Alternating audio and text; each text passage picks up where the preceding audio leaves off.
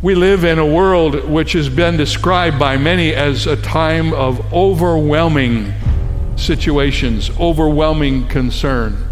That's not a word that we used a lot until recently. A lot of people today are overwhelmed.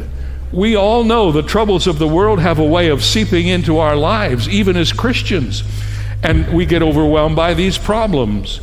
The issues of life can inundate our personal world, so we don't know which direction we're going. And even though we know Jesus Christ, if we don't stay focused on the principles of the Word of God, we can get lost and wonder sometimes how we ever get back. We get overwhelmed by, a marriage breaks down that you were never thinking would do that. A child goes off the rails. Maybe you lost somebody that you loved very, very dearly. A business fell apart. I mean, there is so much to get overwhelmed by. And I have to admit, I've been in full-time ministry for over 3 decades. And I have never seen a time on the earth like I see today, where everywhere I go, doesn't matter what continent I'm on, what country that I'm in, people are just overwhelmed. One of the most common complaints that people have in today's modern world is this sentence, I just often feel overwhelmed. I feel overwhelmed. And there's really a lot to feel overwhelmed about, because there's too much of everything in our world. There's too much information. There's no way you can keep up with all the information that's going on. There's too much news. You don't need to know all the news that's going on in the world, but it's everywhere. There are too many emails, too much social media. Shoot, there's too many toothpaste in the grocery store. And it can just be overwhelming. A lot of people are overwhelmed by debt. They're just in debt, and they go, I'm never gonna get out of debt. I'm never gonna get these loans paid off.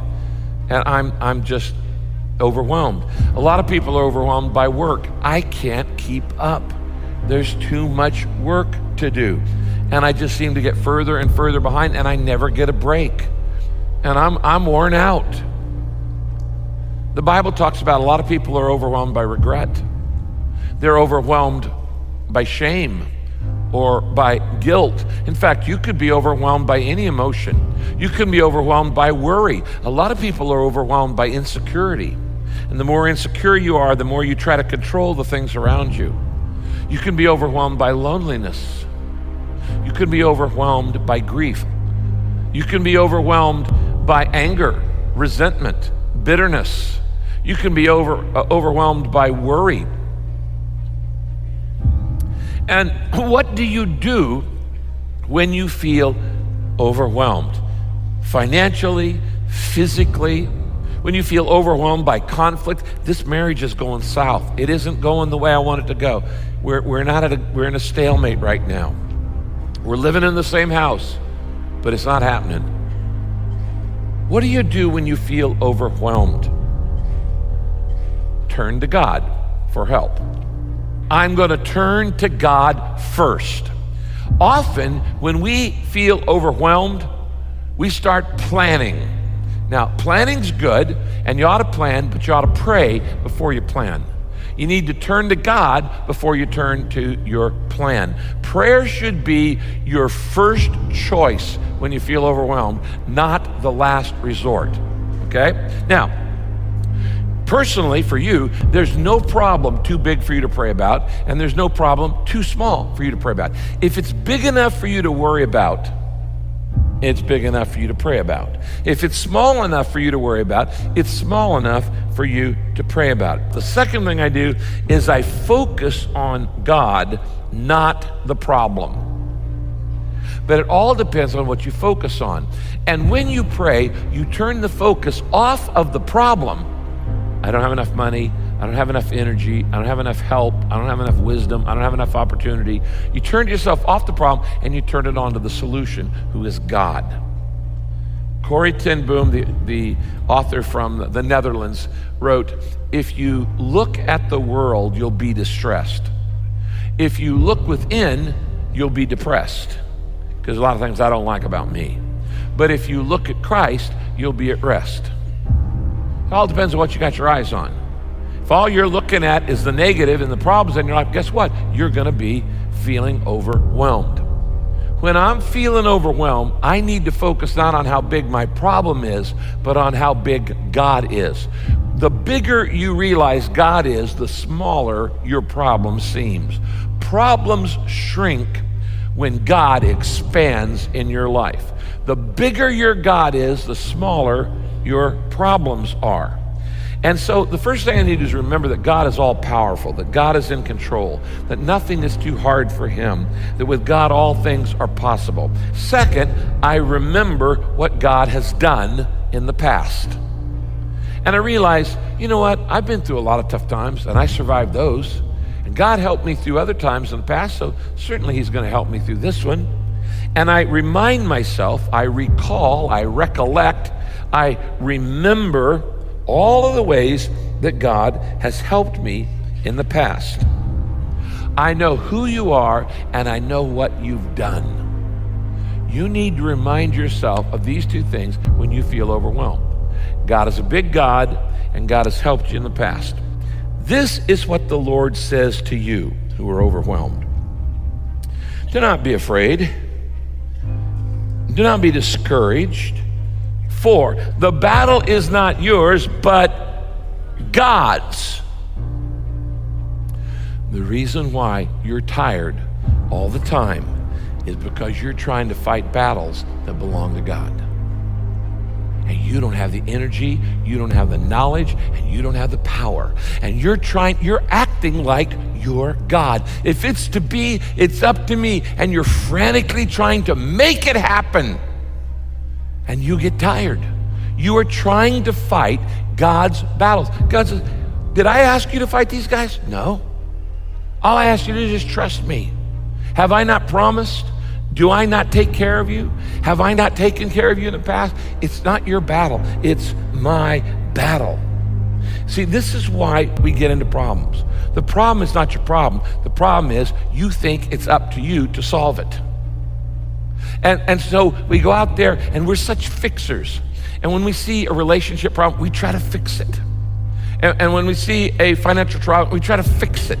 And we try to fix the world, and we try to fix the office, and we try to fix the faults in other people's. You can't fix the faults in you.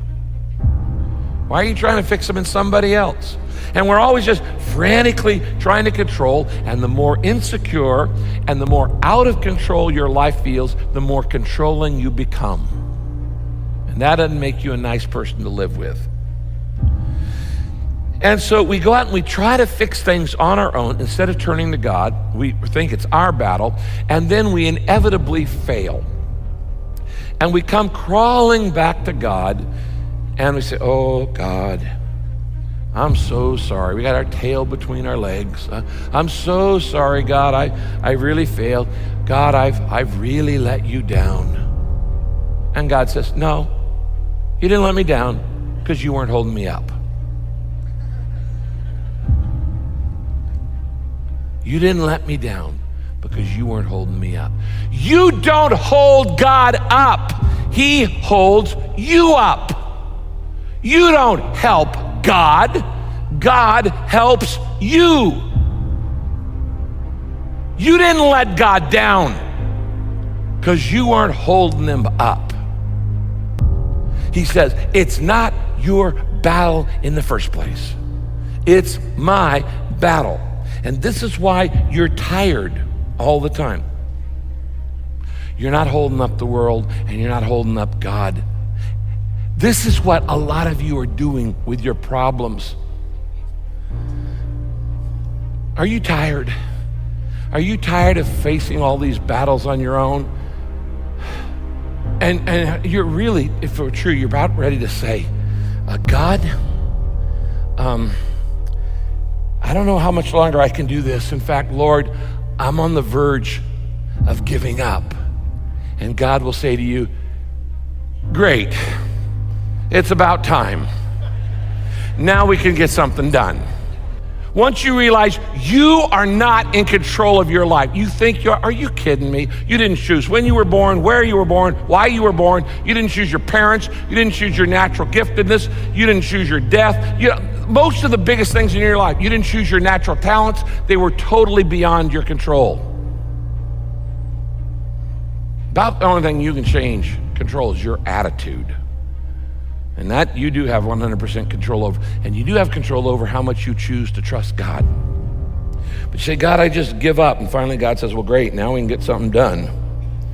God says, first, relax. It's my battle. It's not yours. And the second thing he says is, I'll handle it. God says this to you when you bring him the thing you feel overwhelmed by. He says, relax, I'll handle it. That's my job. How many times have I told you the antidote to stress is to repeat 3 times, God is God and I'm not. God is God and I'm not.